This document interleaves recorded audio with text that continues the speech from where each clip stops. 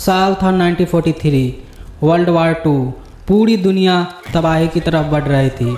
हर देश अपनी नई नई टेक्नोलॉजी के साथ नए नए एक्सपेरिमेंट कर रहे थे। और फिर फिलाडेल्फिया के नेवल शिपयार्ड में एक शिप टेस्ट के लिए रेडी किया गया था, जिसका नाम था USS एल्ड्रिज। एक डिस्ट्रॉयर स्कॉट शिप जिसका काम था इनेमी के सबमरीन को डिटेक्ट करना और टोरपेडो जैसा उसे उड़ा कर ले जाना। लेकिन उस दिन कुछ और ही होने वाला था। सब कुछ नॉर्मल तरीके से चल रही थी। एक्सपेरिमेंट स्टार्ट होने वाला था, तब एक अजीब सी ग्रीनिश ब्लू लाइट शिप के आसपास चमक उठी, जैसे कोई इनविजिबल एनर्जी उसे कवर कर रही हो। और फिर 1 सेकेंड, 2 सेकेंड, और फिर पूरा शिप आंखों के सामने से गायब हो गया।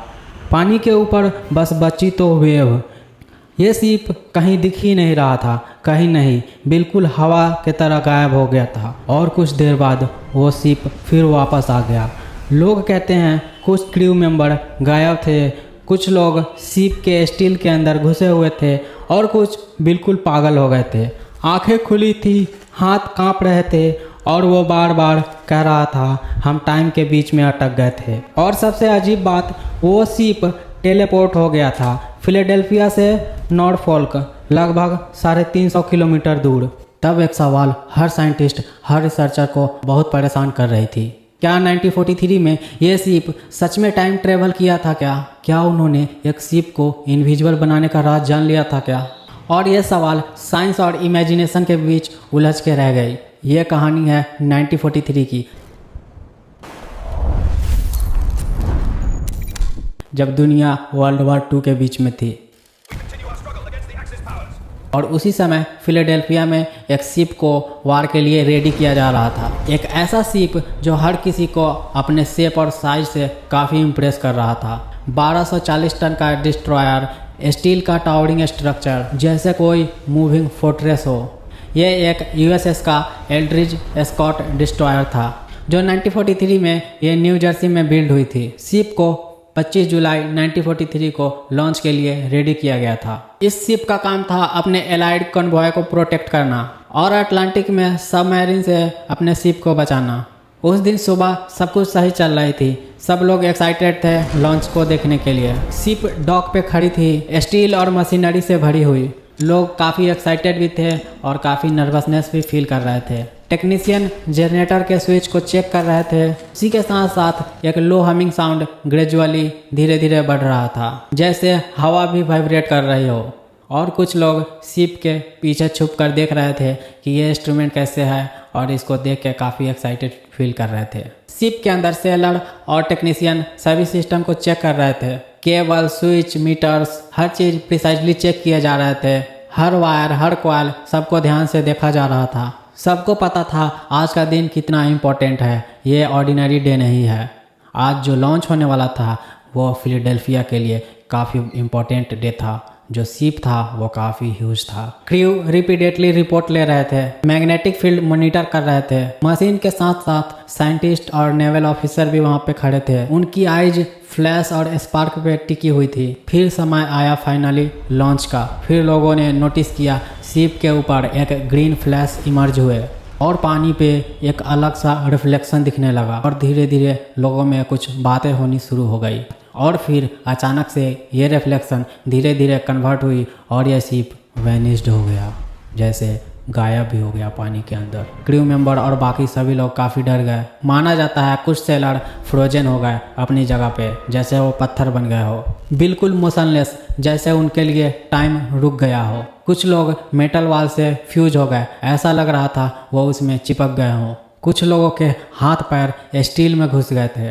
और कुछ लोग कम्प्लीटली इंसेन हो गए, इनकोहेरेंट तरीके से बोलते हुए, जैसे वो किसी और पैरेलल यूनिवर्स में चले गए हों। उनके लिए सब कुछ अलग था, ये दुनिया अलग थी। ऐसा लग रहा था जैसे समय बिल्कुल उनके लिए रुक सा गया है। माना जाता है इसमें सबसे बड़ा हाथ था आइंस्टीन का। उन्होंने अपना यूनिफाइड फील्ड थ्योरी लगा के इस शिप को इनविजिबल बना दिए थे, उसे टाइम ट्रेवल करवा दिए थे। यहाँ पे ये समझना बहुत ज़रूरी है कि ये आइंस्टीन का यूनिफाइड फील्ड थ्योरी क्या है। बेसिकली मैं आपको सिंपल शब्दों में समझाऊं तो आइंस्टीन चाहते थे कि दुनिया की सारी फंडामेंटल फोर्सेज जैसे gravity, electromagnetic forces, nuclear forces सबको एक सिंगल फ्रेमवर्क में लाके इम्प्लीमेंट किया जाए। सिंपल शब्दों में समझाऊं तो इसका ये मतलब था कि सब फोर्सेज को कलेक्ट करके एक साथ सिंगल एंटिटी की तरह ट्रीट करके इससे वर्क किया जाए। और जब ये गायब होने की न्यूज़ मीडिया में फैलना शुरू हुई, लोगों के बीच में बातें शुरू हो गई कि ये अचानक से गायब कैसे हो गया। लोग सोच रहे थे ये सच में है या एक अफवाह है। फिर जब हिस्टोरियंस और नेवी ऑफिशियल्स के रिकॉर्ड क्रॉस चेक किए गए तो पता चला ये जो स्टोरी थी इसमें जो भी बातें सर्कुलेट हो रही थी वो ज़्यादातर ऑफिशियल स्टेटमेंट से मैच ही नहीं कर रही थी। और वो सिर्फ उस समय फिलाडेल्फिया में नहीं थी, बरमूदा के आसपास ट्रेनिंग के लिए कॉन्वॉय किए गए थे। वेटरन्स और शिप के लोग ये कंफर्म करते हैं कि वो शिप को वहाँ पे जाना पॉसिबल ही नहीं था।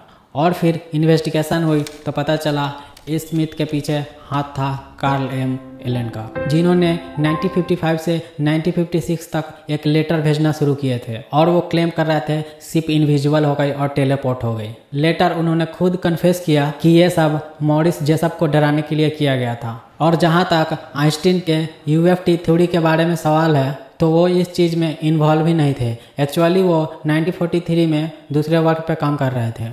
वो कन्वेंशनल ऑर्डिनेंस, नेवी और एक्सप्लोसिव पे काम कर रहे थे। कभी भी वो शिप इनविजिबिलिटी और टेलीपोर्ट में इन्वॉल्व ही नहीं थे। जो ये वैनिसिंग और ये टेलीपोर्टेशन का जो मिथ था वो 100% एग्जैगरेटेड न्यूज़ था। वो सिर्फ एक स्टोरी टेलिंग और इमेजिनेशन का नज़रिया था। एक्चुअली कोई क्रू फ्रीजिंग या टाइम डायलेशन नहीं हुआ था। फिलाडेल्फिया एक्सपेरिमेंट एक परफेक्ट एग्जाम्पल है कैसे मिथ और मीडिया अपने चीज़ों को अगर फॉल्स क्लेम करके दिखा दे तो हम उसे रियलिटी समझ लेते हैं। तो अगर आपको ये स्टोरी इंटरेस्टिंग लगा तो या ऐसे ही मिस्ट्रीज, फिक और हिस्टोरिकल ट्रूथ जानने का मन है तो इस चैनल को सब्सक्राइब कर लो और बेल आइकन को दबा लो। एंड में याद रखो कभी कभी एक सबसे एक्साइटिंग स्टोरीज भी सिर्फ एक कहानी ही होती है। मिलते हैं नेक्स्ट वीडियो में। ख्याल रखो अपना और अपने चाहने वालों का।